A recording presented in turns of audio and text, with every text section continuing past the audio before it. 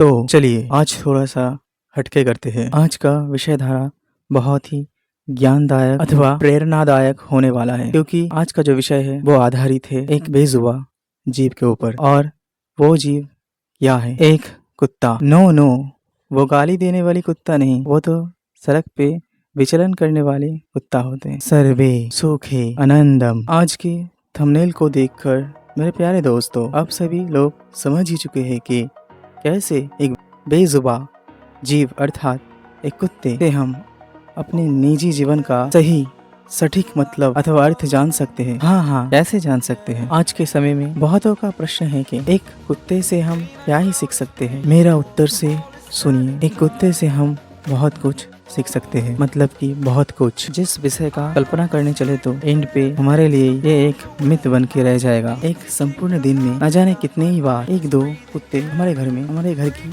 आंगन में आते जाते रहते हैं, खाना खाते हैं, कभी कभी सो भी जाते हैं। परंतु यही नादान प्राणी अथवा जीव जो हमें जीवन के सटीक विचार मानदंड के बारे में ज्ञान दे सकते हैं, ये कभी भी नहीं सोचा था मैं। हाँ, ये सब के बारे में हमें पहले से ही बहुत कुछ किया थे, परंतु हम सोचते हैं नहीं।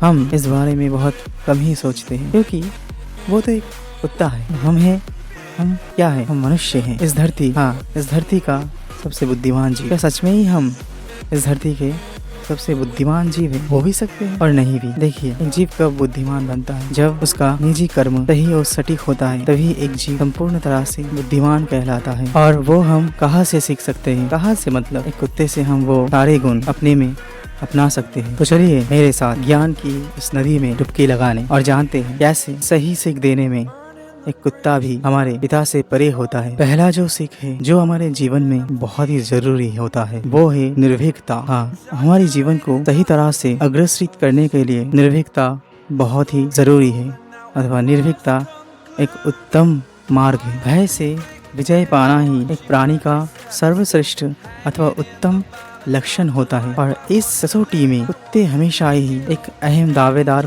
की सूत्रधर का भूमिका निभाता है। ये केवल अपने चाहने वालों के लिए ही अपने जान देने में भी तत्पर होते हैं, परंतु हम क्या ऐसा कुछ भी करते हैं? नहीं होता है। बहुत मतलब कि बहुत कम ही मनुष्य हैं जो इस बारे में डीपली सोचता है, क्योंकि एक कथन है, मैं बचा तो पिता का नाम होगा। क्या ये कोई बात हुआ? क्योंकि हम दिन ब दिन चरम स्वार्थ पर होते जा रहे हैं, इसीलिए अपने स्वार्थ ही हमारे निकट सच बन रहा है आज के समय में। दूसरा सीख है सच्चाई के मामले में भी एक बेजुबां कुत्ते हम लोगों को बहुत कुछ सिखाती है। हम उसे एक बार कुछ सिखाएंगे तो वो कभी भी नहीं भूलते हैं। वफादारी क्या होता है वही हमें सिखा सकती है, इसीलिए ही तो वो इंसान का प्रथम पुष्य प्राणी कहलाता है। कारण एक कुत्ता तो छोटे से बिस्किट के कण से ही हमारा दोस्त बन सकता है, परंतु क्या हम मनुष्य थोड़ी सी चीज से किसी के दोस्त बन सकते हैं? नहीं, क्योंकि हमारा इत्तू से कुछ नहीं होता, हमें तो बहुत कुछ चाहिए होता है। यही तो होता है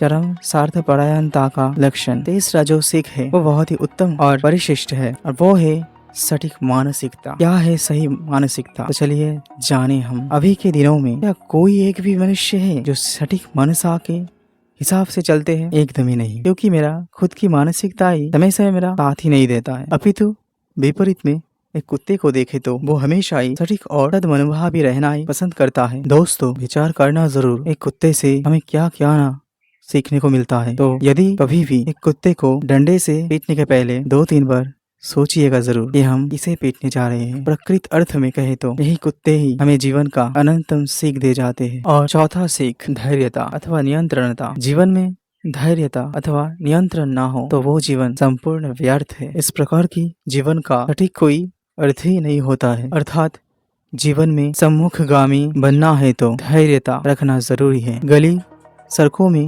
विचलन करने वाले कुत्ते से हम बहुत कुछ सीख सकते हैं, परंतु सीखने के लिए सबसे जरूरी चीज क्या है? धैर्य है जो हमें सटीक क्या है वो शिक्षा देती है। वर्तमान में लोग हमेशा ही अच्छा बनने का ढोंग करते हैं, परंतु एंड में अथवा शेष में वो बुरा से भी बदतर बनते जाता है। क्यों मतलब धैर्यहीनता के वजह से ही। हर रोज नहीं, परंतु मैं जब न्यूज़पेपर पढ़ता हूँ वहाँ मैं हमेशा ही देखता हूँ कि एक आध दो बलात्कारी भरी एडवर्टाइजमेंट वहाँ पर है। पर एक दिन जब मेरे एक बंधु से सुना, इंसान ने एक कुत्ते के साथ बलात्कार कर दिया है। वो सुनने के बाद मेरी आँख तो खुली के खुली और मेरे मुंह फटी के फटी रह गया था। इसीलिए अंत में मैं ये 2-3 लाइनें कह रहा हूँ कि अपनी अभिलाष अथवा चाह के लिए किसी का सैक्रिफाइस करना उचित नहीं है, अपितु उसके मदद के लिए खुद का सैक्रिफाइस हो जाना ही अच्छा है। एक परिमित मनुष्य बनना है तो सैक्रिफाइस अथवा त्याग को हमारे जीवन में अपनाना बहुत ही जरूरी होता है। तो चलिए गौतम बुद्ध की जीवन कहानी की एक छोटे से अंश से हम जानते हैं कि सही में सैक्रिफाइस का मतलब क्या है। The life of Buddha shows that even a man who does not believe in God, has no metaphysics, belong to no sect, and does not go to any church or temple, and is a confessed materialist, even he can attain to the highest. He was the only man who was ever ready to give up his life for animals to stop a sacrifice. He once said to a king, "If the sacrifice of a lamb helps you to go to heaven, sacrificing a man will help you better.